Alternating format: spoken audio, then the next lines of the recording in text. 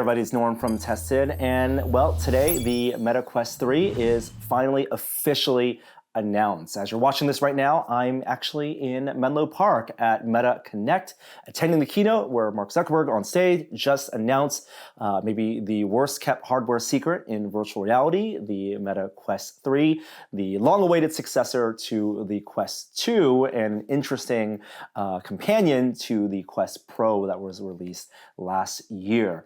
Now, they telegraphed this for so long. They let everyone know it was coming earlier this year when Apple announced its Vision Pro headset, and there have been leaked specs, technical training videos, details, even hardware appearing at retailers ahead of the upcoming October 10th release date. And that's when it's coming out. It'll be $500 for a 128 gigabyte version, and as well as a 512 gigabyte SKU for $650. But I'm happy to say that I got a chance to spend an hour with the Quest 3 last week at a product briefing, and today we'll go through the tech specs, what's new, what's different, my thoughts on the experiences and the games I got to try, some questions I have, and everything that I'm curious about ahead of doing a formal deep dive review of the headset when it comes out.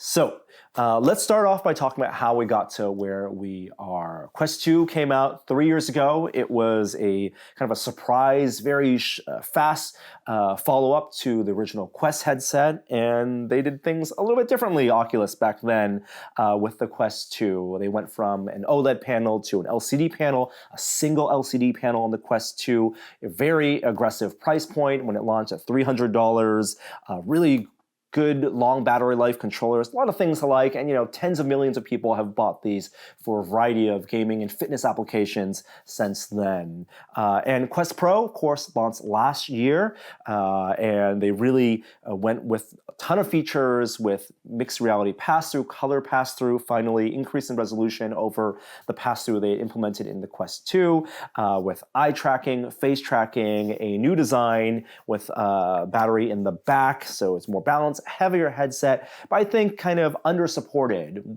both at launch and since then on the software side to take advantage of those mixed reality capabilities and all the potential of the Quest Pro. Although it has, I admit, been a darling of the VR community and even PC VR gamers because of the Pancake lenses, the ultra clear lenses, and the light form factor that those lenses affords that was introduced in the Quest Pro. So Quest 3, kind of the best of both worlds. And let's start off with the display, the big question of this resolution. So Quest 2 and Quest Pro actually had very similar display resolutions, even though one was a single panel LCD and the Quest Pro was two separate panels. Those were roughly 1920 by 1800 per eye resolution. Quest 3 has two separate LCD panels again. This time, unique resolution, kind of weird. These are custom cut panels of 2064 by 2208 resolution per eye. So effectively 24 pixels per degree, also now paired with the new Pancake lenses that Meta has developed, an iteration over the Pancake lenses that were introduced with the Quest Pro. So we're talking about a resolution that approaches that, actually pretty close to that of the HP Reverb G2 dedicated PC VR headset that we saw a couple years ago. But that was on the PC space, and that was a kind of a revelation in terms of the clarity in the games that you could see. Not quite the retina resolution or the high 30 ppds that you can see in the higher end PC VR headsets today, but I still think a pretty significant milestone for mobile VR, and again paired with the best-in-class Pancake lenses that I've used so far. I think the visual fidelity was immediately noticeable in the Quest 3. Putting on that headset, just looking at something as simple as the Quest interface, the menu that pops up, the text, the sharpness of the borders pulling up, just browsing through the menus here looked just extremely sharp, something that was a noticeable difference immediately as someone who uses the Quest Pro pretty regularly. They didn't say whether this LCD had local backlight dimming, so don't know if it has the darker black levels that you get on the Quest Pro with the local dimming. So I don't think it has that, but the refresh rate is 90 hertz, and it will have an experimental 120 hertz mode later this year with a software update. So that's a nice improvement over the Quest Pro. You also had that 120 hertz experimental mode we saw with the Quest 2. But the story here really is about the lenses and the form factor and the comfort that those lenses afford. So Pancake lenses are ultra thin, allows for that whole front of the headset to be much thinner. So I'm not just talking about the facial interface, which pops up from the bottom here, but this stack here, where you see in the past hybrid lenses or Fresnel lenses, that's a pretty thick display and optical stack. With Pancake lenses, you're getting something that's much smaller, 2 or 3 times as thin in that section, which allows just for the headset, even though it may weigh the same, in this case weighs, I think, a little bit more than even the Quest 2, to have a better weight distribution. You're not getting that kind of very front-forward heaviness. That was something that was very noticeable here. Also, that wide eye box. When you're putting it on the headset, you can really move your eyes all the way around that field of view and get a clear image. That was something also immediately noticeable with the Quest 3, very reminiscent of the quality of that that I've been used to on the Quest Pro.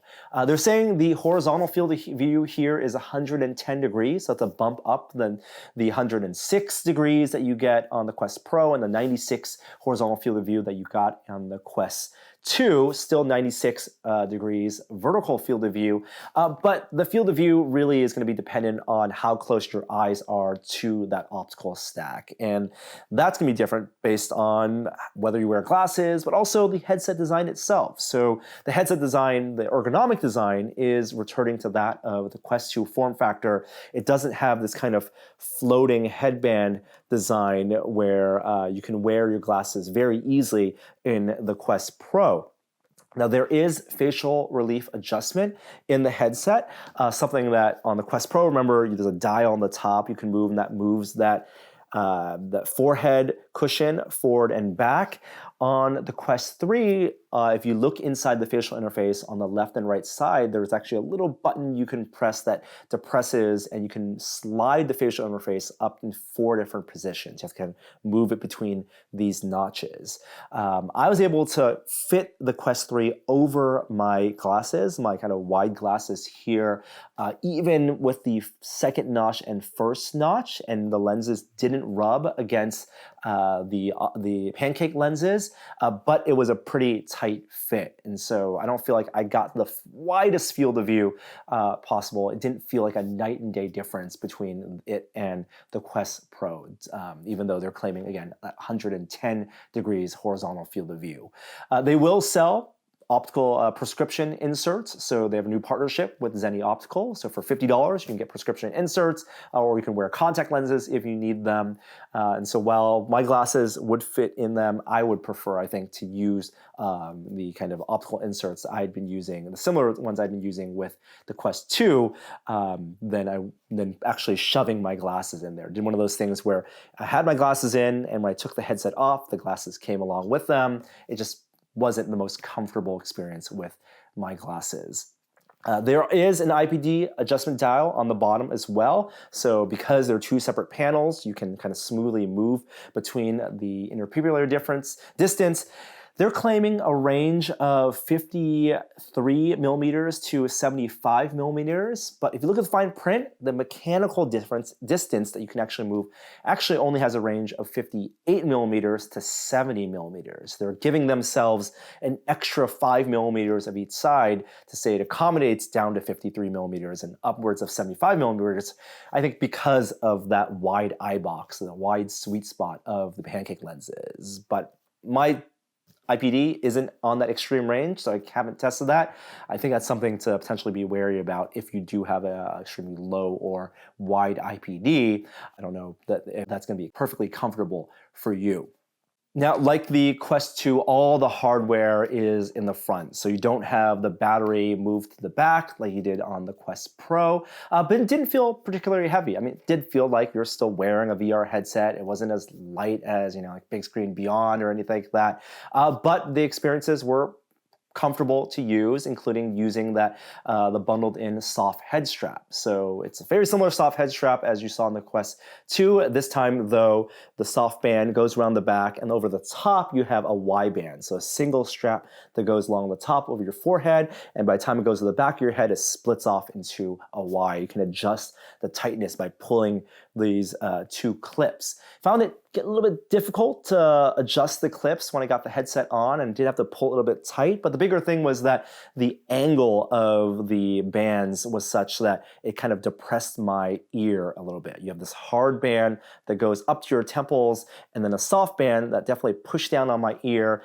and if I wanted to move the band up behind, higher up on the back of my head, it didn't feel as secure. You still kind of want to move that triangle of the band all the way back below your skull, the base of your skull, which means it will kind of push your ears down. Now they will sell, like with the Quest through a aftermarket elite head strap, so a solid plastic strap, and hopefully those are less prone to snapping and breaking like we saw with the early Quest 2 ones, along with an elite battery strap as well, but it won't be interchangeable with the Quest 2 elite battery straps because the Quest 3 ones have the ports for USB-C and the 3.5 millimeter audio built into the arm, not below the arm like it is on the Quest 2. So those are aftermarket accessories. There's also going to be an aftermarket charging dock. So thankfully, the new Elite head straps, you don't plug it in to charge via a USB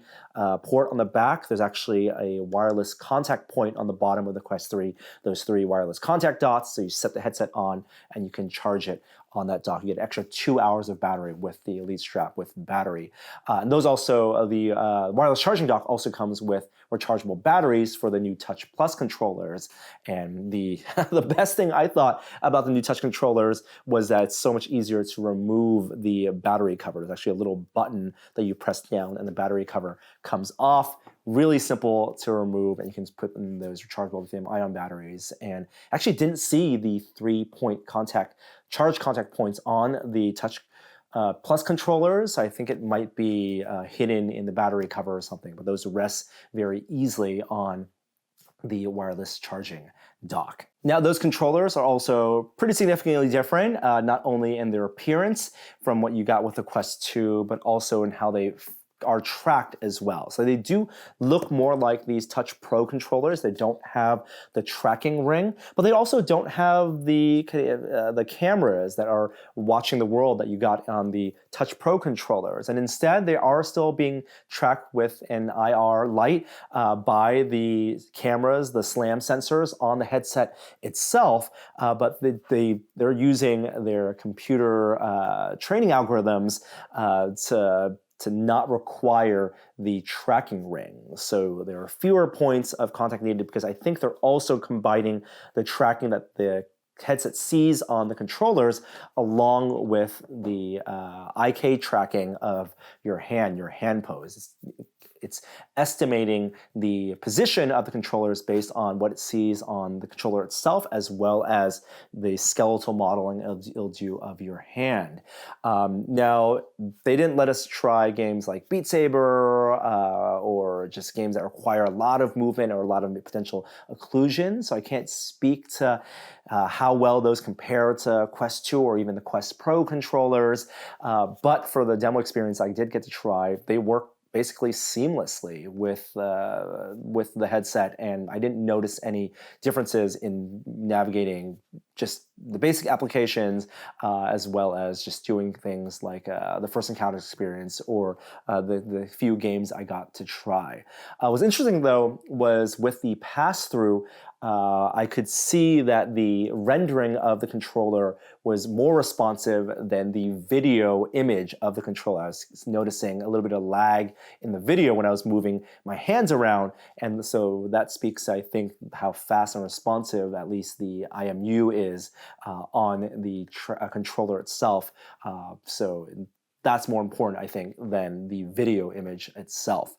You can use the Quest Pro controller, so those are $300 for the pair if you want to pair that with the Quest 3 for better tracking, a better range of tracking, but the tracking cameras are also, at least compared to the Quest 2, in a different location, an improved location. So there are 6 SLAM cameras on the Quest 3. If you look at the images of the headset, there are 2 inside-out tracking cameras on the bottom, so they're closer in location to where the Quest Pro has its track cameras, but maybe more on the bottom, so they track a wider, lower area of movement than the Quest 2 ones, but there are no tracking cameras above the headset. The other 4 cameras are right on the face of the headset. There are 2 pairs of them, 2 for inside-out tracking and 2 for color pass-through. So pass-through mixed reality is one of the big things they're pushing with the Quest 3 headset. And they're, instead of using the tracking cameras for solely as the pass-through like they did with the Quest 2, or merging them with a single RGB camera, here they're using the 2 tracking cameras as well as 2 RGB cameras, one for each eye, placed very close together, combined for a reprojected full color image. Now they're saying that the color cameras, the RGB cameras, have a pixels per degree of 18, so 18 ppd for those pass-through images, which means it's going to be lower resolution than what the panels can actually display in itself, even though they're wide-angle cameras. But you do get a full field of view color image. It's just that it's, while crisper than what you'd see in the Quest Pro, noticeably sharper than what you'd see in the Quest Pro, and good enough for interactions, conversations with people, looking at my phone even, interacting with objects and walking around a room comfortably. You couldn't pass it as reality. I mean, even the Apple Vision Pro's, mixed reality abilities, to me when I tried that, didn't look like perfectly like the real world. It wasn't a retina pass-through image. And here it's very clear that it's still a video pass-through with reprojected geometry, but clear enough for interactions and entertainment, but I still think a ways to go to make it indistinguishable as how you actually see the real world. Now there is an additional sensor on the center of the headset, and this is that depth camera that we thought was coming with the Quest Pro and was pulled at the last minute, didn't end up being in the shipping units, but it is here with the Quest 3. So this is an IR blaster depth camera that allows for faster meshing and scanning of rooms and near field objects, and it was put to pretty good effect in some of the demos I saw. So not only in generating your boundary, your Guardian boundary in your play space, that is now much faster to generate as opposed to having to draw a thing. There's an automatic map that gets generated as you scan the room, but also in experiences like First Encounters, which is their new first-party demo experience to introduce you to Quest 3 and mixed reality. It combined the pass-through image, the color pass-through image, with the depth sensor to scan the walls as well as objects like a couch, or in this case a coffee table, in the play space I was using. So it's using their pass-through SDK's scene understanding and scene anchor capabilities, and here I found it both impressive and a little disappointing. Impressive in a sense that it was able to recognize walls. So when I was drawing and mapping out my room, you can designate, it kind of automatically knew where a wall was a wall. And based on how the game was coded, then that wall was actually an element of the gameplay. It showed the real world wall that was in the room I was in, but I was able to blast through that wall and see a world beyond that, kind of create these holes and reveal a bigger world beyond that where these aliens would then climb through and fly through, and I would then blast and capture. But while that's a really cool mixed reality demo, and you can see how all the ways in which you can turn a small space into a big space for virtual play, in terms of how it could scan smaller objects and things like a couch or a coffee table, those meshes were still kind of lumpy. They didn't automatically recognize that a flat coffee table had a planar surface on top, and that the objects or the characters could interact with that and climb on top of that. that. You did get occlusion, so once it generated those meshes, it would then overlay the video of the object, and so the characters would be able to walk behind it, and so you get that extra sense of immersion. But there wasn't that scene understanding that this in front of me was very clearly a couch or very clearly a table, and allow the characters to interact in unique ways because of those planes. Maybe different applications or different games will be able to tap in those features, but here this one didn't.